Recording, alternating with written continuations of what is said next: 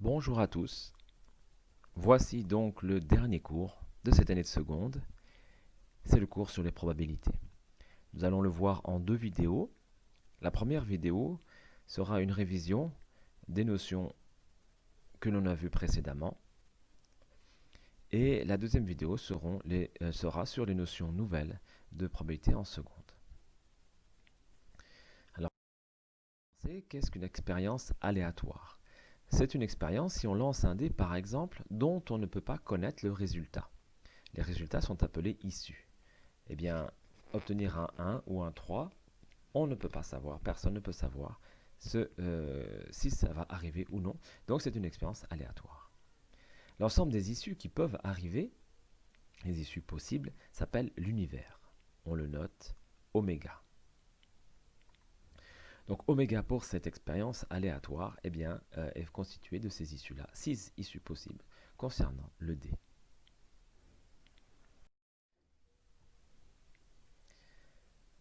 Un événement, c'est constitué de plusieurs issues.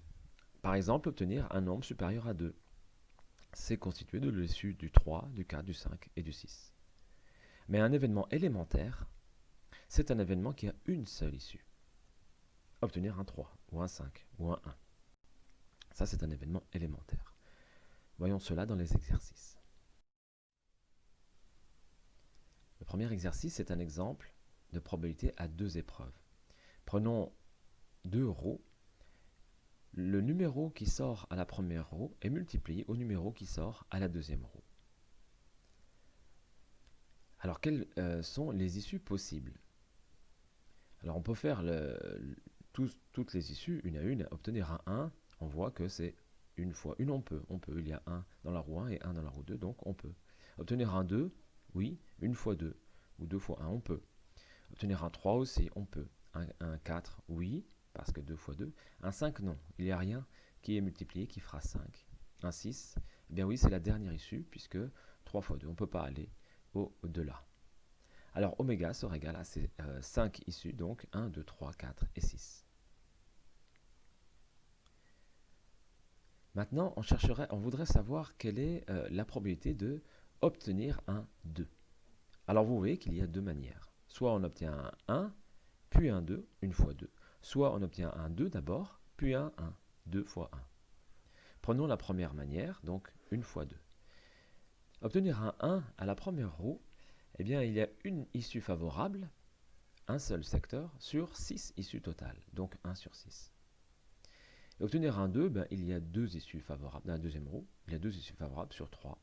Donc 2 sur 3.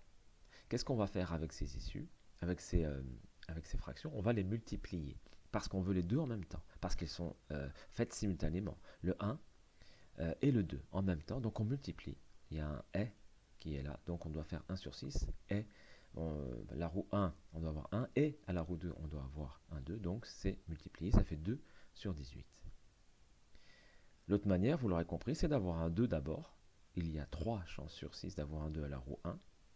Et avoir un 1 ensuite, et il y a une seule chance sur 6 d'avoir un 1. Voilà, donc de ces deux manières, on a soit 2 sur 18 pour la probabilité de la première manière, et 3 sur 18 pour la deuxième manière. Et comme on peut avoir soit l'un, soit l'autre, il y a deux possibilités, eh bien il ne faut pas oublier de les ajouter. On ne peut pas en faire une sans prendre l'autre, donc on va prendre 2 sur 18 plus 3 sur 18, soit l'un, soit l'autre. Ça va faire 5 sur 18. Le lien maintenant avec la fréquence. Prenons le cas d'une classe avec 27 élèves, et chaque élève lance 100 fois un dé. Et il note. Ce n'est pas une probabilité. C'est une fréquence. Il y a eu 434 1 qui sont sortis sur 2700 et 556 2 qui sont sortis sur 2700. Ça, c'est une fréquence. Mais l'on s'aperçoit que cette fréquence-là, donc l'effectif de la valeur divisée par l'effectif total, eh bien cette fréquence, elle est sensiblement égale à la probabilité de chacune des issues. Voilà, on s'aperçoit qu'en lançant un grand nombre de dés, quand on calcule la fréquence de chacune des faces, eh bien on s'aperçoit qu'elle est égale à la probabilité de chacune des issues de ces issues. Donc, et plus on augmente le nombre de lancers, et plus on se rapproche de la probabilité de la face. Cela s'appelle la loi des grands nombres. C'est-à-dire, euh, quand on augmente le nombre d'expériences, eh bien, on arrive à une fréquence qui s'appelle fréquence théorique, qui est la probabilité de l'événement E.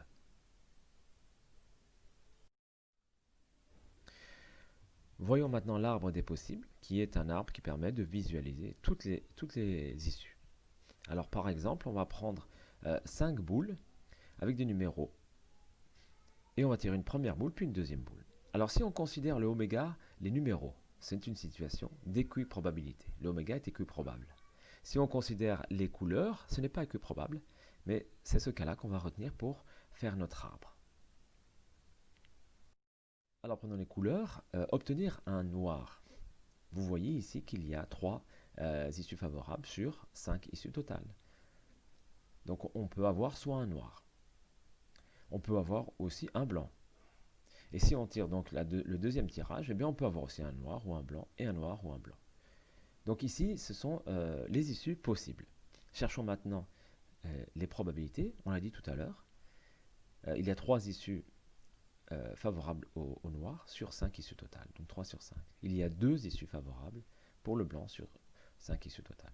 Là où il faut faire attention, c'est que si on tire une deuxième boule, eh bien, si on est dans le chemin du noir, on a déjà enlevé une boule. Il ne restera plus que 4.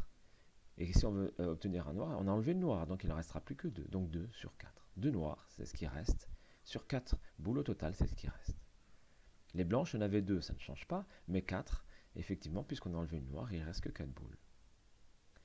Si on a tiré une blanche, il restera aussi 4 boules. Il restera toujours 3 noirs, 3 sur 4. Mais par contre, il ne restera plus qu'une seule blanche, 1 sur 4. Voilà l'arbre des possibles avec toutes les probabilités. Si on demande maintenant de tracer le chemin qui correspond à tirer 2 boules blanches, eh bien le chemin 2 boules blanches, il est là. C'est-à-dire tirer une boule blanche, puis tirer une boule blanche. On voit les probabilités et on multiplie ces probabilités. La probabilité de l'événement avoir 2 boules blanches est 2 sur 5 multiplié par 1 sur 4.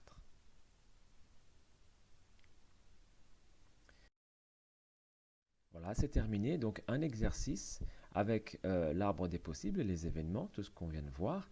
Et vous avez également l'événement contraire. Rappelez-vous, si l'on a un événement, n'importe quel événement, l'événement contraire de cet événement s'écrit 1 sur 1 moins l'événement. D'accord? L'événement contraire de A, c'est 1 moins A. Voilà, on se retrouve donc pour la correction de cet exercice la prochaine fois. Merci, au revoir.